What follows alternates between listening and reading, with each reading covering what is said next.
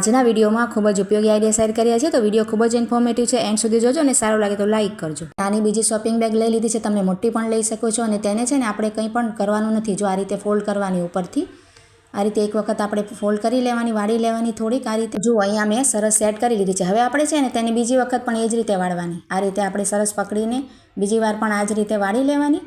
નીચેથી થોડીક જગ્યા બાકી રાખી દેવાની, આખી નથી વાળવાની. જો આ રીતે ફરીથી વાળી અને ફરીથી આપણે સરસ કરચલી ના રહે એ રીતે સેટ કરવાની. જો નીચે મેં થોડુંક ભાગ બાકી રાખ્યું છે. હવે આપણે તેને આ રીતે ખોલશું ને, એટલે આ રીતે ખોલીને આપણે આમ સેટ કરવાની. જો આ રીતે સેટ કરી લીધી છે. હવે તેને ઊંધી કરી નાખશું. તો આ બાજુ જો બંને જે ખૂણા છે ને તેના એ આપણે શું કરવાનું કે પાછળની ભાગે વાળી દેવાના. આ બાજુ બંને ખૂણા નીકળ્યા છે, તમે જોઈ શકો છો. તો બંને ખૂણાને પાછળની ભાગે વાળી અને સેટ કરી લેવાના. જો આપણે સ્ટેપલર પિનથી ફિટ કરવા હોય તો કરી શકાય. અહીંયા મેં એમને જ રાખ્યા છે. હવે આપણે સીધી કરી લઈએ અને આ રીતે ખોલીએ તો સરસ એક ઓર્ગેનાઇઝર બનીને તૈયાર થઈ ગયું છે. જુઓ પાછળથી પણ જુઓ કેવી સરસ ફિનિશિંગ આવી છે. હવે આપણે જુઓ તેને છે ને કઠણ કરવા માટે શું કરી શકાય, અંદર એક પુઠ્ઠું રાખી શકાય. મેં તેને સ્ટેપલર મારીને ફિટ કરી લીધું છે એક પ્લાસ્ટિકમાં નાખીને, એટલે સરસ લાગે એમ.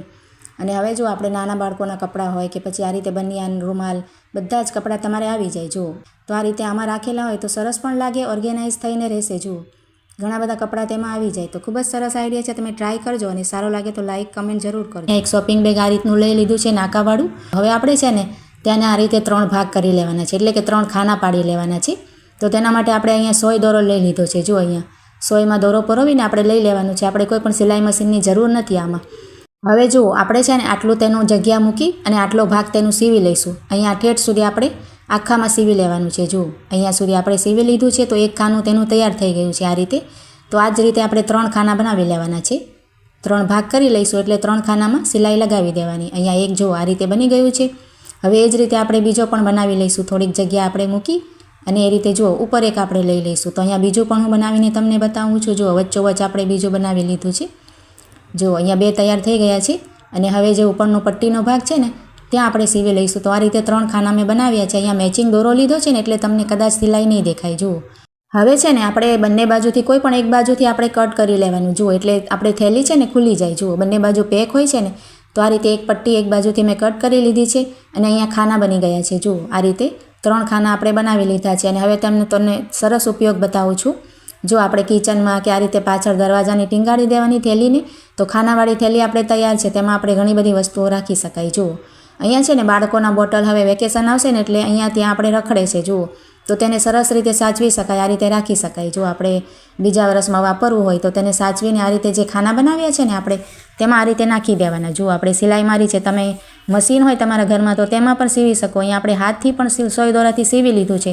તો કેવું સરસ મજાનું એક ઓર્ગેનાઇઝર બનીને તૈયાર થઈ ગયું છે. જુઓ સ્ટીલના 3 બોટલ મેં એડ કરી દીધા છે. એ જ રીતે આપણે પ્લાસ્ટિકના હોય ને તમારે ઘરમાં ફ્રીજના બોટલ, તે પણ તેમાં આમાં સચવાઈ જાય. જુઓ આ રીતે પ્લાસ્ટિકનું પણ તમને નાખીને બતાવું છું. તો તમે પણ બનાવીને જરૂરથી ટ્રાય કરજો અને સારો લાગે તો લાઇક કરજો. તો ચાલો હવે નેક્સ્ટ આઈડિયા જોઈ લઈએ. પાસે ઘણા બધા આ રીતના ભેગા થઈ જાય છે. તો આજે હું તમને એક સરસ તેનો ઉપયોગ બતાવું છું. તમને કોઈ પણ વસ્તુ રાખવા માટે ખૂબ જ કામ લાગશે. તો આપણે શું કરવાનું, કોઈ પણ શોપિંગ બેગ આપણે લઈ લેવાનું અને તેનું આ રીતના ઉપરની એક નાની પટ્ટી કટ કરી લેવાની. જુઓ જે નાકાનો ભાગ હોય છે ને તેને કાપી લેવાનો. જુઓ પરથી આ રીતે ખુલ્લું કરી અને આપણે બંને સાઈડ જે હોય છે ને તેની પેક એમાંથી કોઈ પણ એક સાઈડ આપણે લઈ લેવાની અને આ રીતે નાનો એક કટ લગાવી દેવાનો. જુઓ એક સાઈડ જ મેં કટ લગાવ્યો છે અને એક સાઈડ પેક રાખ્યો છે. જુઓ આ જુઓ તમે બીજી સાઈડ પેક છે અને આ એક સાઈડ આપણે નાનો કટ લગાવી દીધો છે. હવે આપણે શું કરવાનું, આ જે આપણે કટ લગાવ્યો છે ને એને છે ને આપણે અંદરની ભાગે આ રીતે ફોલ્ડ કરી લેવાની. જો આ રીતે વાળી અને ત્યાર પછી આપણે સોય દોરો લઈ લેવાનું. જુઓ અને એની આ રીતે એક પટ્ટી વાળી લેવાની. જુઓ તો ગોળાઈમાં ગોળ ફરતે આપણે પટ્ટી વાળી લેવાની. જુઓ અહીંયા મેં ગોળ ફરતે સોય દોરાથી પટ્ટી વાળી લીધી છે. તમે ટાંકા જોઈ શકો છો. મેચિંગ દોરો લીધો છે એટલે કદાચ નહીં દેખાતો હોય, પણ આ રીતે પટ્ટી વાળી અને આપણે ગોળાઈમાં તૈયાર કરી લેવાની. જુઓ સરસ. પહેલાં આપણે જેટલો નાનો કટ લગાવ્યો હતો ને એ જ રીતે આપણે ફરીથી કટ લગાવી દેવાનું. એટલે આ રીતે આપણે નેફા જેવું તૈયાર થઈ જશે. જુઓ કટ લગાવવાથી શું થશે કે નેફા જેવું થઈ જાય એટલે આપણે આ રીતે કોઈ પણ દોરી લઈ લેવાની.